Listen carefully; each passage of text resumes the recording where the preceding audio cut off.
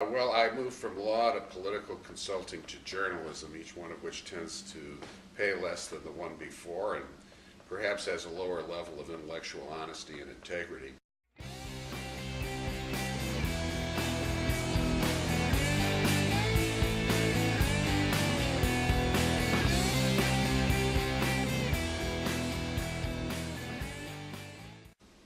I've always been interested in writing about politics, public affairs, public policy.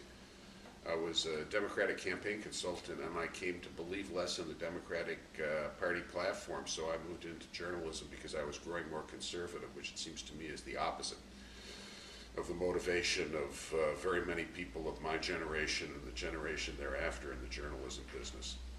In 1989, I joined U.S. News, and well, they sent me, among other things, they sent me to 2 weeks in Moscow to work with the help of the Moscow bureau chief Jeff Trimble to write about the new Supreme Soviet and the elections in the Soviet Union as it then was. So those were kind of golden days in journalism where you had a news magazine willing to put a non-expert, non-Russian speaking person for 2 weeks stipend in Russia.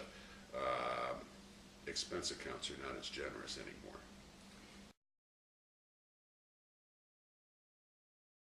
When I worked for the Washington Post, Meg Greenfield, the editorial page editor, took the view that editorial writers shouldn't appear on television because they would be speaking for themselves, and ordinarily they're writing anonymously for the newspaper, except when they have signed opinion articles.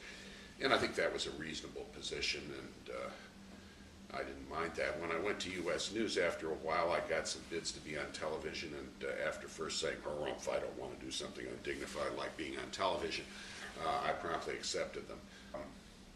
I worked for Fox on election night 2000, which was a highly professional broadcast, and have worked for them on election night since, and got a contract with Fox News, I think, after the 2000 election. Getting noticed can be difficult. Obviously, original reporting about important things is one way to get noticed. I guess one of the advantages of journalism is that you have an opportunity to learn about things you didn't know about and maybe weren't so interested in, but might find interesting once you learn more about them. You have to figure out, if you're a Washington journalist, you have to figure out,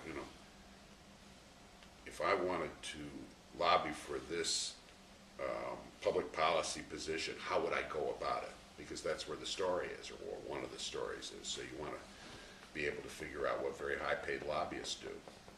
And once you've developed that skill, I suppose you can become a lobbyist yourself.